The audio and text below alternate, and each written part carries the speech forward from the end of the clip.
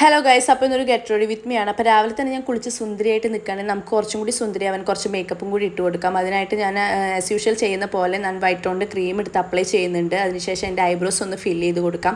Already എൻ്റെ ഐബ്രോസിൻ്റെ പ്രത്യേകത എന്ന് വെച്ചാൽ നല്ല കട്ടിയാണ്, പക്ഷേ ലെങ്ത്ത് കുറവാണ്. അപ്പോൾ ഞാൻ ഇത് വെച്ച് അഡ്ജസ്റ്റ് ചെയ്തിട്ടാണ്. അപ്പോൾ ഐബ്രോസ് ഫില്ല് ചെയ്യുമ്പോൾ തന്നെ നമുക്കൊരു സാറ്റിസ്ഫിക്കേഷനാണ്. കാരണം ത്രെഡ് ചെയ്യാന്ന് വെച്ചാൽ ഭയങ്കര പെയിൻഫുൾ ആയിട്ടുള്ള കാര്യമായതുകൊണ്ട് തന്നെ ഇങ്ങനെ അഡ്ജസ്റ്റ് ചെയ്ത് പോവുകയാണ് ഗൈസ്. പിന്നെ ഞാൻ കണ്ണടയിൽ നോക്കി കണ്ണെയ്ത്, കാരണം നമുക്ക് ക്യാമറ നോക്കി കണ്ണെയ്തുള്ള കഴിവില്ലാത്തതുകൊണ്ട് കണ്ണൊക്കെ എഴുതി വന്നിട്ട് ഞാനൊരു മസ്കാര അപ്ലൈ ചെയ്ത് കൊടുക്കുന്നുണ്ട്. പിന്നെ നമ്മൾ ലിപ്സ്റ്റിക് അത് പിന്നെ നമ്മൾ പുറത്ത് പോകത്തില്ലല്ലോ.